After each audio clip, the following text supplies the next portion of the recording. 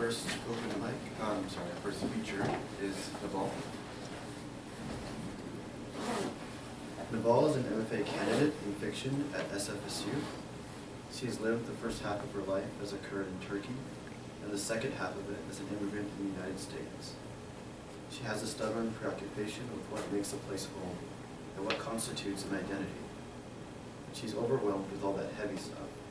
She likes eating plain vanilla ice cream and in a sugar cone because sometimes that's easier than going for a run. Please welcome Neval.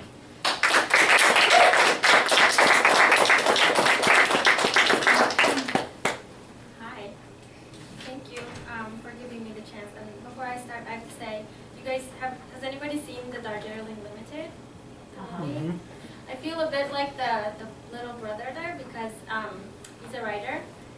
And I have my sister here, so I have to say it's all fiction because it's sort of autobiographical fiction. Okay. This one, it's a short story called The Americans.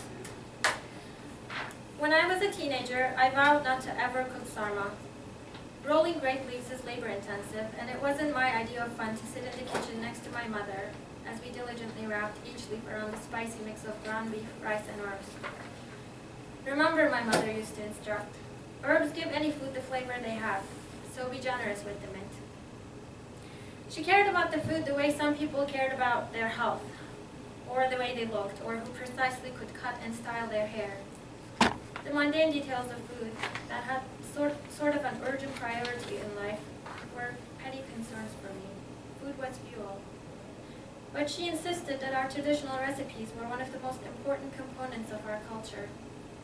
She said her mother had cooked sarma for her and her mother before her. Our traditional dishes were a gift from and a connection to our ancestors. They brought us closer to our roots. So it's ironic that in the light of everything that followed, I was eating sarma when she called me one evening nearly 6 months ago. We had finished doing FaceTime not long before, and I had given Bhutan a bath and rocked him to sleep afterwards. My mother liked calling every night. She said Bhutan was like medicine for her. He relaxed her and made her happy. I welcomed the calls because I wanted him to have a positive relationship with her, but also because, up until then, my mother had hinted at, if not outright complained about, what a disappointment my parents' decisions to move to the United States had been. I hadn't turned out the way they hoped I would have. When Bhutan was born, her complaints diminished, as though he was a consolidation prize for all the sacrifices she claimed they'd made for me. I answered the phone as I pricked a grape leaf with my fork. The red and oil oozed out of the roll. "Hi, Anne, what happened?" I said as I stuffed my mouth with the garlicky, minty deliciousness. "Kajin," my mother said, "we've decided to move back to Turkey." This wasn't the first time I'd heard her make this statement. Usually, when she said this, it meant that she was in some kind of a negative mood, and I quickly tried to decode exactly what kind. If she sounded tired, it really meant she was annoyed.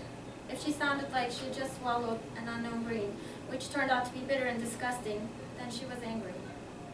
That night, her voice was weak, which I thought meant she was feeling defeated. "Yes," she said, "you're so far and my knees are hurting so bad now. Why stay here?" She was disappointed that I'd decided to live in California. To her, our decision to raise our family here meant almost as if I'd abandoned my parents, like they had aged beyond the point of taking care of themselves, and I sent them to the nursing facility with the worst rankings. She'd asked me to consider moving back to Ohio many times before. I told her that we couldn't just pick up and go, that I had a husband and a child, a lifestyle we loved, but we would perhaps consider it if the right time came. "When?" I asked.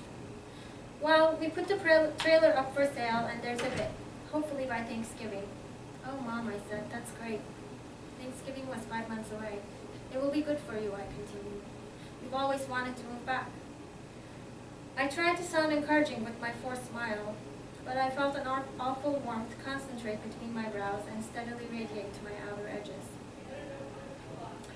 "It would have been better if we didn't have to go," she said swiftly. "Anyway, come get your blondies by Thanksgiving." I pictured her on the sofa in the living room, her cigarette pressed against her lips as she squinted her eyes and focused on the view outside the window. There were rows of pastel-colored trailer homes in the dark, perhaps a teenager riding his bike home, someone walking by to pick up mail, the street light flickering in orange-yellow. Besides all that other stillness. A stillness so haunting that it used to drive my mother crazy when we first moved to Ohio from Turkey. She used to complain endlessly about how the streets in America looked eerie. She said it felt as though there must have been people walking outside, children playing hopscotch and street vendors selling apples. Then suddenly it all vanished and we had appeared. We moved from Turkey when I was 10 years old. The small town of my birth was predominantly Kurdish in population. It was located near the feverish river of Aras, which attracted not just the weekend picnickers like my family, but also, it seemed, all the birds in the world. I used to love watching the bird formations dance like a black cloud above, while my father barbecued kebabs along with vegetables he brought from his garden. Mesmerized with the celestial arrangement that expanded and contracted as if corresponding to some inconceivable musical melody, I would pretend that the show was for me alone. When I was 8, on our way to school one morning, my father and I discovered that his car had been vandalized. The snow-white body was covered with dents, and the driver's side window was shattered. I was mortified, but he acted as if this sort of thing happened all the time. "It's no problem," he said. "I'll call a taxi." I remember I wouldn't let go of his hands even in the cab. Later I learned he had been speaking out against the government among his friends in support of the PKK. My parents suspected that our house had been tapped and that the government was trying to scare him. A few of his friends had been in prison, and my parents feared my father's support for the PKK could get him in trouble. Around that time, my mother's name was drawn out in a lottery called the American Dream, which granted us a green card. Within 2 years, my father sold his gynecology practice, and my mother quit her job as an elementary school teacher. We immigrated from Uther to Ohio because a distant friend's first cousin lived there. "What will you do there, Adem?" they asked when my parents initially announced the move. We were having kunefe and tea at our house. Back to the Future was on TV. "Ahmet says you can make a decent life mowing lawns there," my father said. "Abi, you'll give up all this to mow lawns?" We had a modest life, a home and a car, basic measures of success already obtained. "I would rather earn little money than worry about Kajin's future," my mother chimed. "But the dollar is stronger than the lira," Adem, they pointed out. "You guys aren't young anymore, and you don't even speak English. It's not that bad here if you could keep quiet. Please be logical." "Things here can turn into a nightmare," my father said, his voice powerful. "What will it be like for Kurds in 10 years? We have to try this." Steam escaped from the narrow opening of the çaydanlık on top of the wooden burning stove. The kunefe was crisp and sweet. In that moment, it really did feel like we had a lovely life. My father said something about the Kurdish people and how they were like the Armenians, something about being systematically suppressed. I couldn't take my eyes away from the big houses, garages, and the perfect yards in Back to the Future. I was enchanted with the possibility of living in a house like Marty McFly's. Once in America, my parents found work through an agency cleaning other people's homes and washing bathrooms. They worked overtime, and when they came home, their skin yellowed and their eyes sunken. My mother reminded me of the sacrifices they had made for me. "We gave up everything for you, Kajin," she said. "You must become a successful person no matter what you do." It was as if she no longer remembered the reasons for which we left Turkey. Like if we moved back there, we had the option of a perfect life. No uncertainties, no political turbulence. She spoke like the American dream actually existed back home, but we had traded that for even a better one here. "It's all work, work, work here," she complained. "No one has time for anyone. I have no friends. I used to teach brilliant kids and hung out with doctors' wives," she said, "and now look at me. This was all for you." Over the years, these statements became like an epic monologue she presented in a large theater with only me watching it as its audience. It always started with the simple, "I'm tired," and then like an avalanche tumbling down the side of a mountain, her words multiplied into an elaborate, angry rant. "But you didn't come here for me," I thought. "You came here for yourselves." Cooking and preserving herbs seemed to be the only thing that gave my mother genuine pleasure. My father had always loved gardening, so he converted a small patch of land behind a trailer into a vegetable garden. The annuals like eggplant, zucchini, and tomatoes were staple ingredients for my mother's summer stews. He lined the edges of the patch with perennial herbs that came without any fuss: mint, thyme, oregano. These were her favorites. She used to dry the excess herbs and carefully label them in glass jars. I remember my mother laying out the plants on the dining table, as if they were delicate silk shirts. When I was in high school, we became citizens. This is also when we installed a dial-up internet connection. Armed with purpose in life again, my father began ferociously reading Turkish newspapers. Our own government was about to invade Iraq, but my father was consumed with Turkey's politics, as if the improvements there would have a meaningful impact on our small, inconsequential life in America. Things are getting better there, he said. A unilateral ceasefire is in place, the first step towards a political solution. His big voice boomed with the self-assurance he used to have back when I was a little girl. I didn't care about the news in Turkey and wished my father would get off the internet so I could call my friends. Anne, I need the phone. When do you think Baba will be done, I'd say. I don't want this kajim, my mother responded. Türkçe konuş lütfen. In Turkish, the words disappear for me. We're Americans now. Why is it so hard to accept? Don't forget your roots, she would scold me. Becoming American citizens enabled my parents to seriously consider whether we should move back to Turkey. The trajectory of the news with respect to Kurds was positive. Kurds even had a political party representing them in the parliament. If we were to move and things changed for the worst, our American identity could protect us from potential hostility there. My parents missed their friends and family. My mother said they worked like dogs here and were lonely, and that it would be good for me to get exposed to our culture. But the only thing that would make this all worth Kajin is if you become successful. That's the only reason we will stay. I left for college, ecstatic to finally leave behind all these recycled conversations. I met Eric when I was a junior in college in Detroit. He introduced me to Strong Coffee and John Shavir. Once or twice a week, we would drive to Royal Oak to study in cafes. Sometimes we would catch a movie at the independent theater. He was finishing up law school and planned to move back to California after graduation. Is there any hope of you moving there at all? He asked me one night at Caribou Cafe. It was warm inside and the windows were heavy with condensation. I could see the snow floating about like puffy glitter outside. I didn't look at him as I spelled with my index finger from left to right, S, then E, and Y, a backwards yes. I watched the drops of water slide down from the bottoms of the letters, the path revealing clear slivers of the outside world as the drops reached the windowsill. I grabbed his hands and giggled. I can maybe transfer to a school there.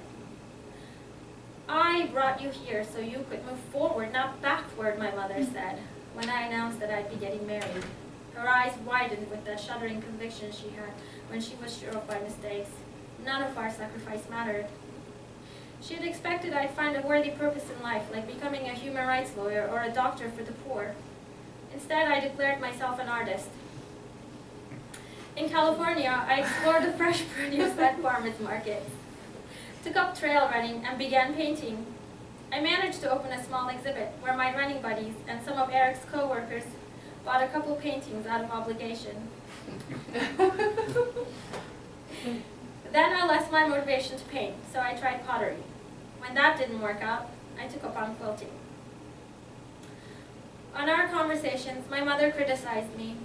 You're a failed artist. You know that, right? Yazık. To think what big potential you had. We should have never come here. Then I had Botan, and she became so preoccupied with him that all talk of my failure ceased. She began sending small gifts and cute outfits in the mail, and I became certain my parents would never move back. But they were moving back, and I needed to go home for that. Eric favors formal behavior, so he didn't protest when I said I would like to go alone to help out. It was our turn to visit his family that Thanksgiving anyway. He had a hard time sustaining conversation with my parents and acted interested in gardening or cooking only briefly when they first met, so I went home alone with Botan. My father picked us up from the frigid airport in his old Buick. The drive felt longer than usual. The old Kurdish songs on the stereo lulled Botan to sleep, and my father and I were mostly quiet, with the awkwardness of two people coming together after a long while. As the car advanced further into the windy, dark roads that led to the trailer park, I marveled at how suddenly detached I was from my life back in California. It was as if I could see this woman from above, cheek pressed against the window, staring into darkness, which I knew to be cornfields and daylight. It was as if I was one of those birds I used to watch back in India as a child, eavesdropping on someone else that looked a bit like me. My father parked the car in front of the single trailer home. He took my small suitcase from the trunk, and I carefully took Botan's car seat out, shushing and rocking me with great purpose. My mother greeted us at the door as we began climbing up the few steps to the small porch. I was happy to see her. Still, I couldn't bring myself to smile as easily as she did.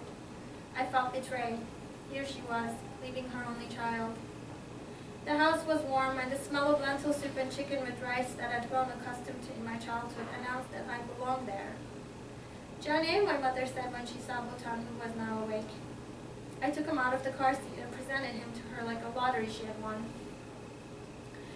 Hold on, she said, I need to sit down. She moved slowly towards the sofa, her face firm. Only then I realized she was in pain. I loathed myself for being such a self-centered ass. She had told me about her knees hurting on the phone, but I couldn't visualize her. I didn't know she had difficulty walking. I assumed she was being melodramatic, like I was the only thing that mattered in her life, and that she was just trying to make me feel bad about her. Our conversations had always been about me. Like an annoying teenager, I talked about what I was doing, how I wasn't getting sleep, how I was tired or excited or upset or just fine, thank you. I should have listened to her more carefully and asked more questions to understand just how bad her pain was. Maybe if I had paid more attention, we could have figured out a way for them to stay. Maybe I could have talked to Eric. She had mentioned needing her teacher's social security benefits in Turkey to be seen by specialists, yet I hadn't even explored possibilities. But anyway, she had said, you live so far away. We decorated the Thanksgiving table with mini pumpkins, baked the turkey breast, made mashed potatoes and cranberry sauce along with Kurdish rice.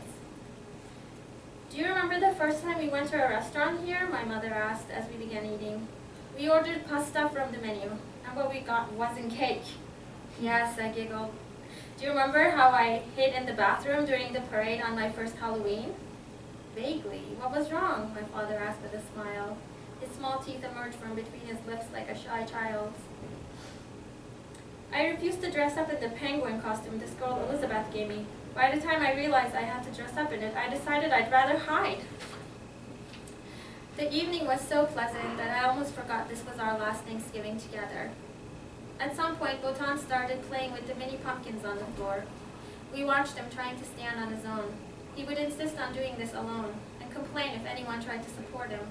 If he fell on his bottom in the process, he bursted out in giggles, which made us all laugh at him. I admired how cute and innocent he was, how earnest. On Black Friday, we began purging my parents' belongings. We donated the rickety dining table to Goodwill and put the sofa up on Craigslist. The life we had created here, slowly in a span of 20 years, was erased in a matter of a week. In the end, I couldn't bring myself to take anything from the trailer other than some photographs, my mother's wooden cooking utensils, and some dried herbs. I thought these in particular are the perfect artifact, a souvenir of sorts from my mother, because I now know she was right. Herbs are important. They don't only give flavor to food, but they also connect us to our past. As I put the dried green flakes in my mouth, suddenly I'm flooded with memories both from America and Turkey. Me sitting on the ground with my cousins in it, waiting for my turn for soup, coming home from school for lunch break, and my mother embracing me, flying over the Atlantic and listening to my father read to me the emergency manual. My father turning the soil over in his small garden in the humid summer of Ohio with sweat dripping from his chin. I turn the aroma of the mint over and over in my mouth and hope that it will refresh my breath, restore my gut, make me more palatable, and turn me into my mother.